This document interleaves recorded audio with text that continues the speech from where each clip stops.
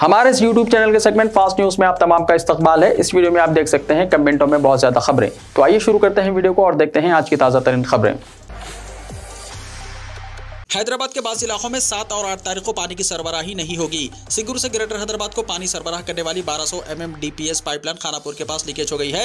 इस लीकेज की मरम्मत के लिए इस महीने की 7 तारीख की सुबह 6 बजे से 8 तारीख मंगल की सुबह 6 बजे तक काम जारी रहेंगे। मरम्मत के कामों की वजह से 24 घंटे तक सिंगूर से खानापुर तक के रिजर्वायर के तहत के इलाकों में नलों के जरिए पानी की सरबराही नहीं होगी। ये बात हुक्काम ने बताई। शेखपेट, टोली चौकी, गोलकुंडा, भोजा गुट्टा रिजर्वायर के तहत के इलाकों गंडीपेट, कोकापेट, नारसंगी, भोपालगोड़ा, मनीकुंडा, खानापुर, नेकनामपुर, मंचिरेवल्ला इलाकों में पानी की सरबराही मुतासिर रहेगी। भौक में आबरासानी के अहदेदारों ने इन इलाकों में रहने वाले अफराद से 24 घंटों का पानी महफूज रखने की ख्वाहिश की है।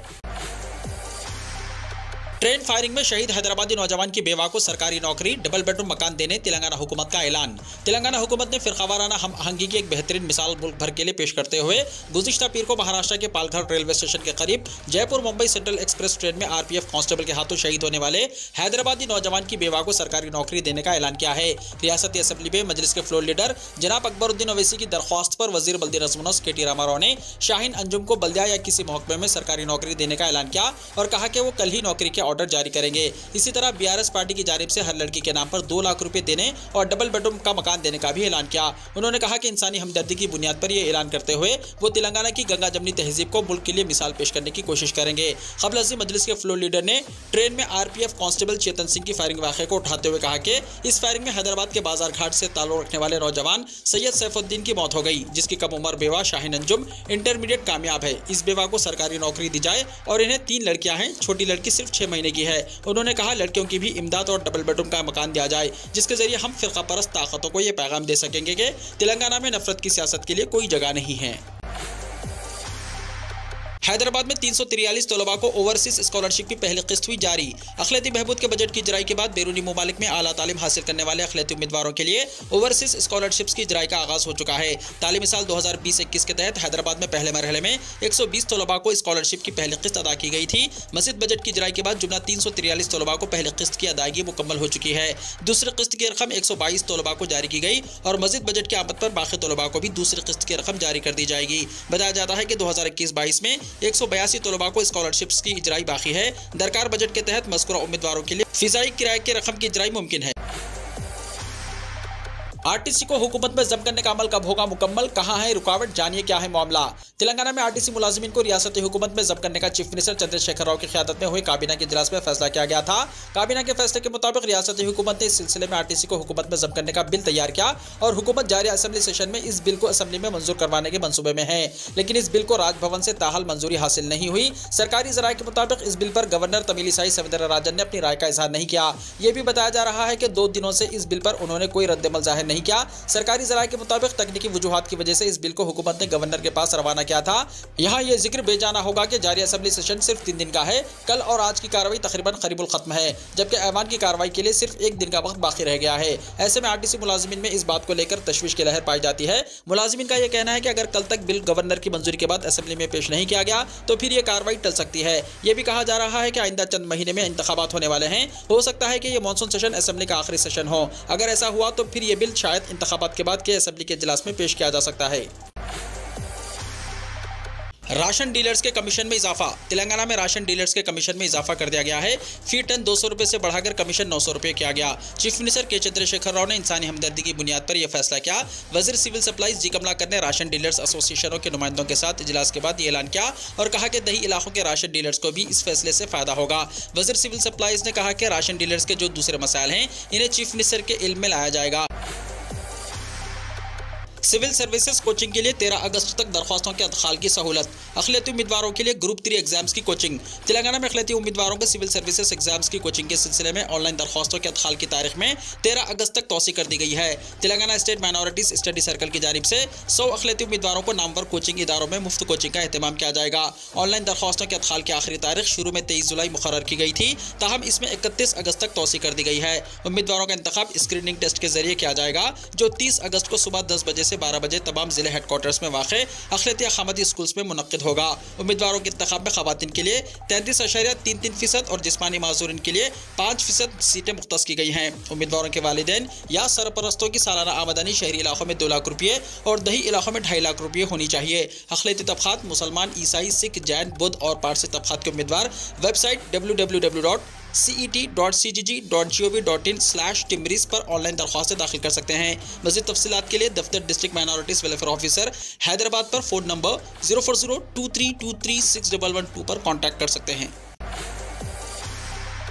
तेलंगाना के 10,000 इमाम और मौज़्ज़िनों के 2 महीने के इजाज़ा की रकम हुई जारी। तेलंगाना वक्फ बोर्ड ने इमाम और मौज़्ज़िनों के 2 महीने के इजाज़ा की रकम जारी कर दी। वक्फ बोर्ड के चेयरमैन मसीउल्लाह खान ने बताया कि मार्च और अप्रैल के 2 महीने के इजाज़ा की रकम 9,99,70,000 जारी कर दी गई है, जो रियासत भर के 9,979 इमाम और मौज़्ज़िनों को हर महीने 5,000 रुपये के हिसाब से अदा की जाएगी। इसी तरह वक्फ बोर्ड ने अनीसुल ग़ुरबा के लिए 4,25 लाख, जामिया निज़ामिया ऑडिटोरियम के लिए 30,76,000 रुपये, औक़ाफ़ी जायदादों की तामीर और मरम्मत के लिए 9,07,00,000 रुपये भी जारी किए हैं। हैदराबाद में एशिया की बड़ी मार्केट कायम होगी, निरंजन रेड्डी ने कहा। वजीर ज़राअत एस निरंजन रेड्डी ने कहा कि कोहिडा में नई एग्रीकल्चर मार्केट व्यापारियों और किसानों के लिए तमाम इंफ्रास्ट्रक्चर और सहूलतों के साथ कायम होगी। ये मार्केट एशिया में सबसे बड़ी मार्केट होगी, जो 199 एकड़ पर होगी। इसे ज़्यादा 403 करोड़ रुपए मसारिफ से तामीर किया जाएगा। शेड्स की तामीर 48.71 एकड़ पर की जाएगी और इसमें तमाम बशमुल कमीशन एजेंट्स के लिए शॉप्स होंगी। कोल्ड स्टोरेज की तामीर 16.50 एकड़ पर की जाएगी। फलों की बरामदात के लिए 11.76 एकड़ पर एक एक्सपोर्ट जोन और 56.54 एकड़ की सड़कें होंगी। इसमें 11.92 एकड़ पर पार्किंग सहूलत भी होगी। वज़ीर ज़राअत ने कहा कि चीफ मिनिस्टर के चंद्रशेखर राव की मंजूरी के साथ इसके तामीरी काम शुरू किए जाएंगे। तेलंगाना के आदिलाबाद में मामूली वाक़े को फिरकावाराना रंग देने की कोशिश, पुलिस ने नाकाम बना दी। हालात पुरअमन, शहर में पुलिस मुतय्यन। तेलंगाना के आदिलाबाद शहर में जुमेरात की रात 2 ग्रुपों के दरमियान मामूली तसादुम के वाक़े को ज़ाफ़रानी पार्टी ने फिरकावाराना रंग देने की कोशिश की, ताहम पुलिस ने इसे नाकाम बना दिया। बताया जा रहा है कि शहर मुस्तक़िल आदिलाबाद के गांधी चौक इलाके में अक़लियती और अक्सरियती फ़िरक़े के नौजवानों के दरमियान मामूली सी बात को लेकर बहस व तकरार और हल्की सी हाथापाई हुई, जिसकी वजह से हल्की सी कशीदगी देखी गई। इस मामूली वाक़े को ज़ाफ़रानी पार्टी के फ़िरक़ा परस्त ज़हनियत रखने वाले चंद अफराद की जानिब से फिरकावाराना रंग देने की कोशिश करते हुए शहर की पुरअमन फिजा को मुकद्दर करने की कोशिश की जा रही थी। दरियासना दोनों तबक़ात से ताल्लुक़ रखने वाले अफराद 1 टाउन पुलिस स्टेशन के करीब जमा हो गए थे। इस दौरान आदिलाबाद पुलिस ने मुस्तैदी का मुजाहरा करते हुए 1 टाउन पुलिस स्टेशन के रूबरू जमा भीड़ को मुंतशिर कर दिया। बाज़ाब्ता टाउन DSP वी अमिंदर ने हालत की संगीनी को देखते हुए सबसे पहले ज़ाफ़रानी पार्टी से ताल्लुक़ रखने वाले अफराद की जानिब से किए जा रहे अखिलती तबक़े के खिलाफ एहतजाज को रोकने में अहम रोल अदा किया और मुख्तलिफ पुलिस स्टेशन की पुलिस को तलब करते हुए मुख्तलिफ मुकामात पर तैनात कर दिया गया। वाज़ेह है कि पुलिस के बरवक्त मदाखलत और हरकत में आने से हालात काबू में आ गए हैं। फिलहाल आदिलाबाद के हालात पुरअमन और पुरसुकून हैं। पुलिस की जानिब से भी अमन व अमान की बहाली को यकीनी बनाने की अपील की गई है। 2 ग्रुपों के दरमियान हुए तसादुम में जख्मी अफराद को रिम्स अस्पताल मुंतकिल करने की इत्तला है। पुलिस की जानिब से इस सिलसिले में मज़ीद तहक़ीक़ात का आगाज़ कर दिया गया। इस वाक़े के मुकम्मल हक़ाइक़ पुलिस की तहक़ीक़ात के बाद ही सामने आएंगे। हफ्ते के दिनों में पासपोर्ट सेवा मराकज़ की खिदमत। वज़ारत ख़ारजा ने तेलंगाना में पासपोर्ट से मुताल्लिक़ दरख्वास्तों की आजिलाना यकसुई के लिए खुसूसी मुहिम के तौर पर मज़ीद 4 हफ्ते के अय्याम में पासपोर्ट सेवा केंद्र और पोस्ट ऑफिस पासपोर्ट सेवा केंद्र में खिदमत को तोसी दी है। 12 अगस्त से आइंदा 4 हफ्ते बेगमपेट, अमीरपेट, टोली चौकी, निज़ामाबाद, करीमनगर के पासपोर्ट सेवा केंद्र और 14 पोस्ट ऑफिस पासपोर्ट सेवा केंद्र काम करेंगे। 12 अगस्त हफ्ते के लिए अपॉइंटमेंट्स की इजराई पासपोर्ट सेवा पोर्टल पर 4 अगस्त यानी आज शाम 4:30 बजे से शुरू हो चुकी है। आवाम इस सहूलत से इस्तेफादा कर सकते हैं। हैदराबाद में फी एकड़ जमीन 100 करोड़ रुपए से ज्यादा रुपए में फरोख्त हुई, मुल्क भर में अब तक का रिकॉर्ड। तेलंगाना हुकूमत ने हैदराबाद शहर के मुजाफत इलाके कोकापेट में सरकारी जमीन की नीलामी की, जिसमें 100 करोड़ रुपए से ज्यादा फी एकड़ रिकॉर्ड तोड़ कीमत हासिल हुई है। ये मुल्क में रिकॉर्ड की गई सबसे ज्यादा कीमत है। एक लेआउट में फी एकड़ जमीन की इतनी बड़ी कीमत का कोई रिकॉर्ड नहीं है। कोलकाता शहर में 1 एकड़ 72 करोड़ रुपए में चंद दिन पहले फरोख्त हुई थी, जो अब तक का रिकॉर्ड था। ताहम हैदराबाद में जमीन की नीलामी से एक बार फिर हैदराबाद मेट्रोपॉलिटन डेवलपमेंट अथॉरिटी ने सैकड़ों करोड़ रुपए की आमदनी हुकूमत को दिलाई है। कोकापेट सर्वे नंबर 239-240 में दूसरे मरहले के तहत जुमेरात को 45.33 एकड़ अराजी 7 प्लॉटों में फरोख्त की गई। नीलामी जुमेरात की सुबह शुरू हुई। हर प्लॉट का रकबा 3.60 से 9.71 एकड़ था। इस नीलामी से 1586.50 करोड़ रुपए आमदनी हासिल करने का हुकूमत ने निशाना मुकर्रर किया था, लेकिन नीलामी से 3319.60 करोड़ हासिल हुए, जिसमें से फी एकड़ सबसे ज्यादा 100.75 करोड़ और फी एकड़ औसत कीमत 73 करोड़ 23 लाख रुपए फरोख्त हुई। 1 लाख रुपए की इजराई के लिए दरख्वास्तों की वसूली। तेलंगाना स्टेट अखिलती मालियाती कॉर्पोरेशन के सदर नशीन जनाब मोहम्मद इम्तियाज इसाक ने कहा कि अखिलती तबकात को 100% सब्सिडी के तहत 1 लाख रुपए की मंजूरी स्कीम पर अमलावरी जारी है। रियासत के तमाम डिस्ट्रिक्ट माइनॉरिटी वेलफेयर ऑफिसर्स इस तरीक़ेकार को अंजाम दे रहे हैं। उन्होंने बताया कि साल 2022-23 के तहत अखिलती तबकात से 1 लाख रुपए के डायरेक्ट सब्सिडी स्कीम के तहत जुमरा 1 और 2 के तहत जुमला 2,16,693 दरख्वास्तें रियासत भर से मौसूल हुई थी। मुतल्लिका अजला में इस पर तरीक़ेकार जारी है। सदर नशीन अखिलती मालियाती कॉर्पोरेशन ने कहा कि इस सिलसिले में मजीद मालूमात और वजाहत के लिए अखिलती मालियाती कॉर्पोरेशन के executive director P Arun Kumar से हेड ऑफिस पर 5वीं मंजिल हज हाउस पर राब्ता किया जा सकता है। गुरुग्राम में दर्जन भर गाड़ियों के साथ की गई तोड़फोड़, दुकान को आग लगा दी गई, घरों में पढ़ी गई नमाज जुमुआ। हरियाणा के नूह में 31 जुलाई को तशद्दुद के बाद सिक्योरिटी पूरी रियासत में सख्त कर दी गई है। खुसूसन मेवात के इलाके और गुरुग्राम में जगह जगह सिक्योरिटी एहलकार गश्त लगाते हुए देखे जा रहे हैं। जुमे के रोज कर्फ्यू के दौरान तशद्दुद मुतासरा इलाकों में सिक्योरिटी एहलकारों ने मार्च किया और इलाके के हालात का जायजा लिया। इस दौरान खबरें सामने आ रही हैं कि गुरुग्राम के बादशाहपुर इलाके में शोरिस पसंदों ने एक नारियल की दुकान में आग लगा दी। इससे नजदीक में ही बिजली के कई फीडर को भी नुकसान पहुंचा है। कई इलाकों में बिजली कट गई है और लोगों को परेशानियों का सामना करना पड़ रहा है। गुरुग्राम के बसई रोड पर भी हालत कशीदा हैं। मीडिया रिपोर्ट्स के मुताबिक बसई रोड वाक़े भवानी इनक्लोव में तकरीबन 1 दर्जन गाड़ियों के साथ तोड़फोड़ की गई है। कुछ वीडियोस और तस्वीरें सोशल मीडिया पर सामने आई हैं जिसमें गाड़ियों के शीशे तोड़ते हुए शरपसंदों को देखा जा सकता है। पुलिस के मुताबिक अलग सुबह इस वारदात को अंजाम दिया गया है। सीसीटीवी कैमरे में कैद 2 नौजवान तोड़फोड़ करते हुए दिखाई दे रहे हैं। इस दरमियान नमाज जुमा में आज नूह और गुरुग्राम के कई मसाजिद में सन्नाटा पसरा रहा। हालात के मजीद खराब होने का अंदेशा होने पर लोगों ने घरों में ही नमाज पढ़ने को तरजीह दी। ज्ञानवापी के वजू खाने को छोड़कर पूरे कैंपस में एएसआई का सर्वे हुआ शुरू। इलाहाबाद हाईकोर्ट के हुक्म के बाद जुमे की सुबह सख्त हिफाजती इंतजाम के दरमियान आर्कियोलॉजिकल सर्वे ऑफ इंडिया यानी एएसआई महकमे ने ज्ञानवापी कैंपस में सर्वे शुरू कर दिया है। एएसआई की टीम जदीद आलात से सर्वे कर रही है। पूरे कैंपस का नक्शा तैयार किया गया है। हिंदू फरीक के वकील सुभाष नंदन चतुर्वेदी के मुताबिक सर्वे शुरू हो गया है। ज्ञानवापी मस्जिद के सर्वे की इजाजत देना अफसोसनाक। All India Muslim Personal Law Board के तर्जुमान डॉक्टर सैयद कासिम रसूल इलियास ने एक प्रेस बयान में कहा कि 1991 के इबादतगाहों से मुताल्लिक़ कानून में वाज़ेह तौर पर कहा गया था कि मुल्क में मुख्तलिफ फ़िरक़ों के दरमियान भाईचारे और आपसी यगानियत को बाक़ी रखने के लिए 15 अगस्त 1947 को जिस इबादतगाह की जो पोजीशन थी उसे उसी हाल पर बाक़ी रखा जाएगा। यह फैसला इस कानून की खुली खिलाफ वर्जी है। अगर मुल्क के कानून का इसी तरह मजाक उड़ाया जाता रहेगा तो मुल्क में किसी की भी इबादतगाह महफूज नहीं रह पाएगी और मुख्तलिफ हीलों और बहानों से एक के बाद एक तनाज़ा खड़ा किया जाता रहेगा। उन्होंने कहा कि इस तरह से न सिर्फ कौमों और बरादरियों के दरमियान भाईचारे और आपसी यगानियत को ठेस पहुंचेगी बल्कि अदालतों पर से भी अवाम का एतमाद उठता चला जाएगा। निस मुल्क में अनारकी और लाकानूनियत को हवा मिलेगी। ज्ञानवापी केस, सुप्रीम कोर्ट ने सर्वे पर नहीं लगाई रोक। ज्ञानवापी के एएसआई सर्वे पर जुमे को सुप्रीम कोर्ट में समाअत हुई। मुस्लिम फरीक की दरख्वास्त पर अदालत ने कहा हम हाई कोर्ट के हुक्म में मदाखिलत क्यों करें। अदालत ने मुस्लिम फरीक से पूछा कि एएसआई के सर्वे पर एतराज़ क्यों है। सर्वे से मुस्लिम फरीक को कोई नुकसान नहीं होने वाला है। इतना ही नहीं, सुप्रीम कोर्ट ने मशवरा दिया है कि सर्वे होने दिया जाए, रिपोर्ट को सीलबंद लिफाफे में पेश किया जाए। अदालत ने कहा कि सर्वे बेहतर तरीकों से किया जाए। एएसआई ने वाज़ेह किया कि सारा सर्वे बगैर किसी खुदाई के और ढांचे को कोई नुकसान पहुंचाए बगैर मुकम्मल किया जाएगा। क़ब्ल इलाहाबाद हाई कोर्ट से इजाज़त मिलने के बाद एएसआई की टीम ने जुमेरात की सुबह 8 बजे से ज्ञानवापी में सर्वे शुरू किया। राहुल गांधी को सुप्रीम कोर्ट से मिली बड़ी राहत, सजा पर लगी रोक और पार्लियामेंट भी जा सकेंगे। सुप्रीम कोर्ट से कांग्रेस के कायद राहुल गांधी को बहुत बड़ी राहत हासिल हुई है। मोदी सर ने मामले में दायर करदा हित की इज्जत मुकदमे में अहम फैसला सुनाते हुए सुप्रीम कोर्ट ने राहुल गांधी को सुनाई गई सजा पर रोक लगा दी है। समाअत के दौरान अदालत ने शिकायत कुरिंदा पुर्निश मोदी के वकील महेश जेठमलानी से सवाल किया कि अदालत ने ज्यादा से ज्यादा सजा किस बुनियाद पर सुनाई। इससे भी कम सजा दी जा सकती थी।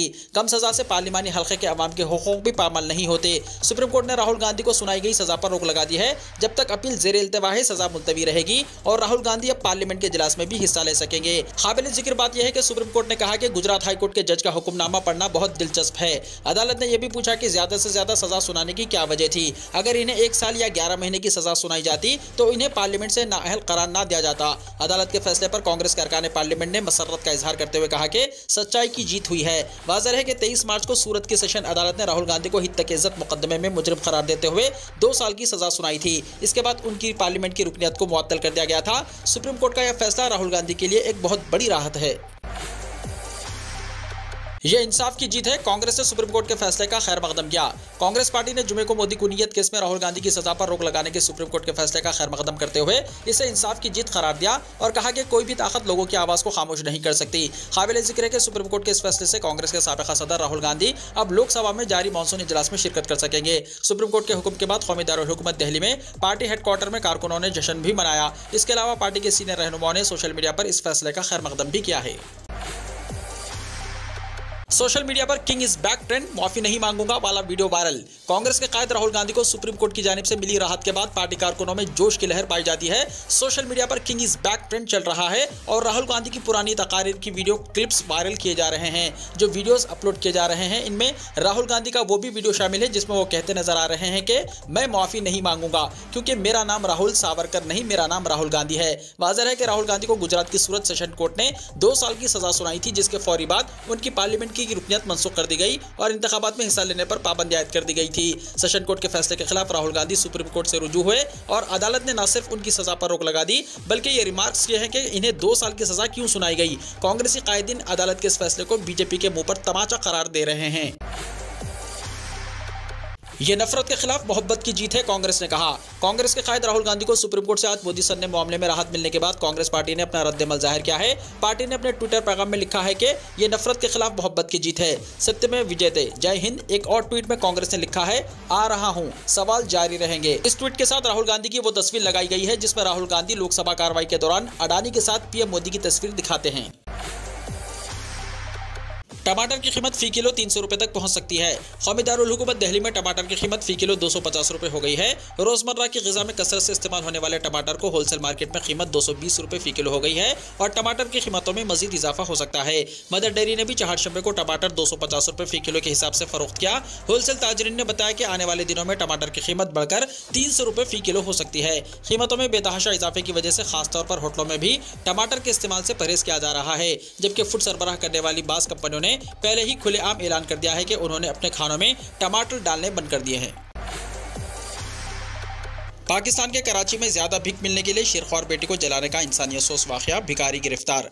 कराची में पुलिस ने एक भिखारी को गिरफ्तार किया है जिसने अपनी शेरख्वार बेटी को लोगों की हमदर्दी हासिल करके ज्यादा भीख मिलने के लिए जला दिया था। ताहम वो बच्ची दौरान इलाज चल बसी। डॉन न्यूज की रिपोर्ट के मुताबिक ज़मान टाउन थाने के स्टेशन हाउस ऑफिसर यानी SHO राव रफीक ने कहा कि जुमेरात के रोज मुलजिम चांद मियां को मुतासरा बच्ची की वालदा साहिबा बानू के भाई मोहम्मद मंजूर की शिकायत पर गिरफ्तार किया गया। FIR के मुताबिक चांद मियां 26 जुलाई की सुबह अपनी 18 महीने की बेटी फायजा को मामूल के मुताबिक भीख मांगने के लिए साथ ले गया।